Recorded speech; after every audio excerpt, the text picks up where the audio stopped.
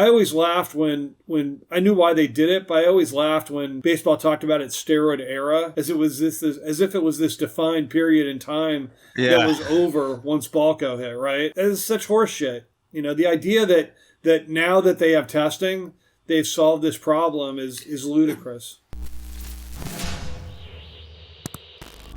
What do we know about the drug regimen that Bonds was following under Conte and under Greg Anderson? Because there's a lot of speculation out there for people who haven't read the book or for people who haven't read testimony, investigated, just in everyday conversation. Bonds took steroids, but like, what did he actually take? So what do you know about his regimen specifically and what he was putting into his body? So it's been a few years. Lance may remember better than I have, or looked at the calendars more recently and prepared better. So there are calendars. There's a range of evidence that notes Barry's use and describes in detail what Barry was using, including calendars.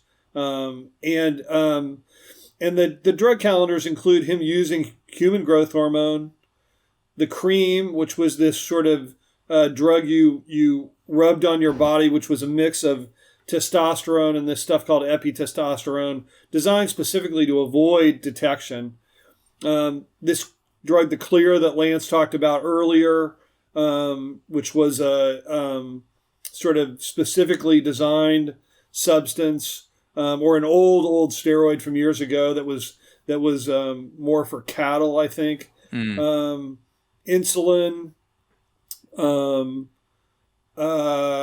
There was a female fertility drug, I think, right, Lance, that was also part of the mix that was designed. I think that the purpose for taking that was to refresh testosterone levels after they'd tanked following use. What am I missing, Lance? There was this this big cocktail of stuff people were using. I think you hit most of it. The calendars were kept by his weight trainer, Greg Anderson. They overlaid the Giants' schedule. And so you could look at him and say, well, in San Diego, he's going to be hitting the insulin tonight, this kind of thing. They wanted Barry to lay off sometimes for health and other reasons.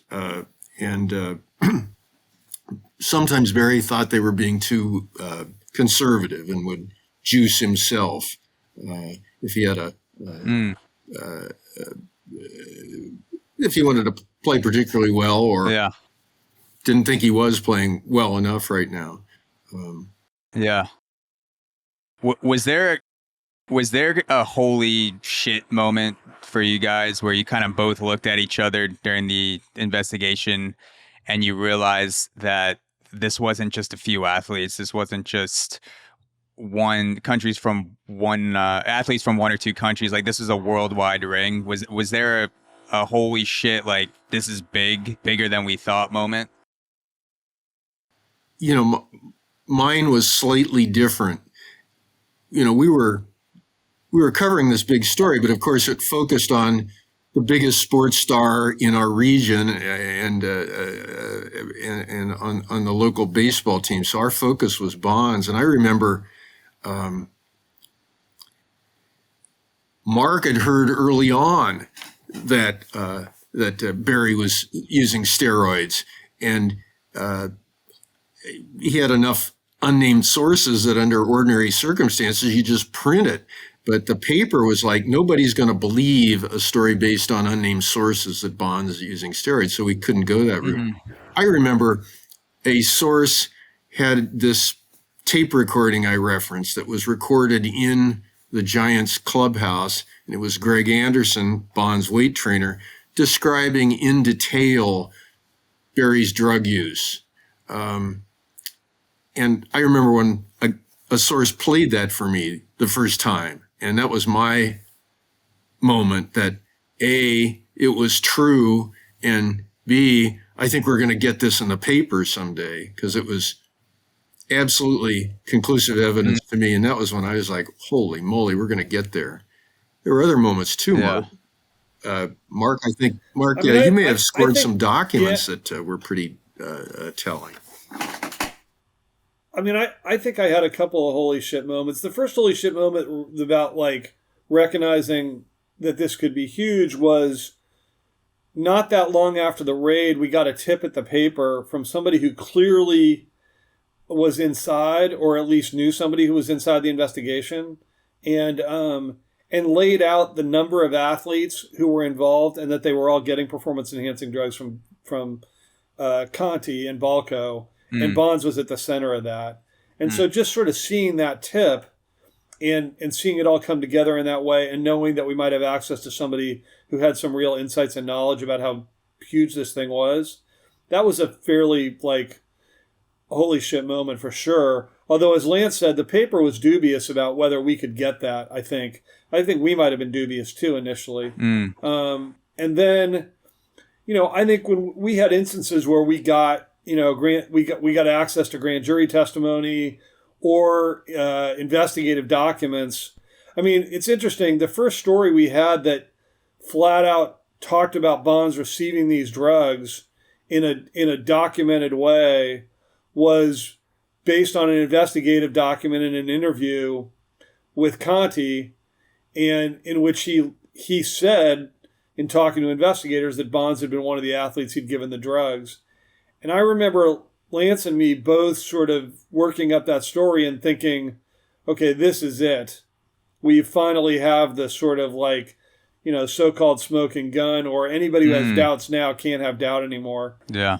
And I remember laughing. This goes back to what Lance was talking about earlier. We published that story, and the reaction among a lot of Giants fans was, well, you said he got the drugs. You didn't say he used them. Yeah. Yeah, he's just stockpiling testosterone and HGH in his apartment. I'm like, that's when you realized, at least to some Giants fans, you were going to need to have actually a picture of him injecting himself in his ass. Yeah. But I thought that was a sort of holy shit moment in its own weird way. Yeah. Where do you think we are today with the rogue chemists versus the testing organizations? Because I had no idea that the testing organizations like USADA had to have the specific molecule to test for. I thought it was kind of like a broad thing where you can kind of do a broad stroke test and a bunch of things pop up and abnormalities. And if there's an abnormality, like bang, like this is it. I had no idea that you had to have a specific test to test for that drug in particular.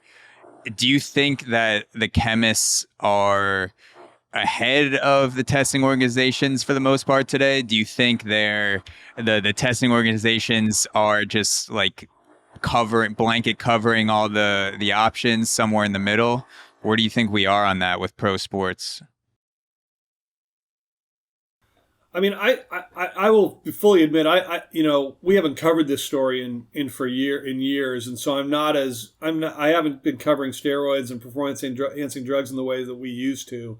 But I do have a sense, both from colleagues who are covering it and also just the ongoing reporting around it and the background of our reporting. The reality is, guys are going to keep using if they want to keep using. The drugs are out there, they work, and the cheaters are always ahead of the testers. I think the testing has got considerably better. They do test for.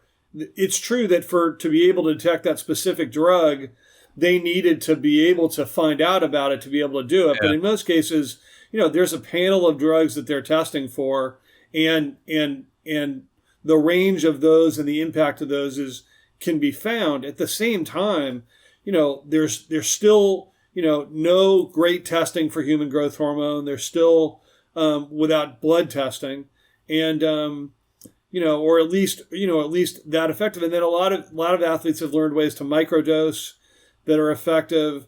I'm pretty cynical about this. I think the idea. I always laughed when I knew why they did it, but I always laughed when baseball talked about its steroid era, as if it was this defined period in time that was over once BALCO hit, right? Like, it's such horseshit. The idea that now that they have testing, they've solved this problem is ludicrous. they've certainly, though, learned to be cool about it. I mean, we remember hearing stories at the, when things were before steroids were banned in baseball, there were guys who didn't want to slide because they had their syringes in their hip pocket, ball players. I mean, it was pretty out there. Jose Canseco stuff, And is that actually is that a thing that guys were doing, or is that just kind of bullshit? The syringe in the pocket. I heard it. I heard it in the context of Canseco stuff.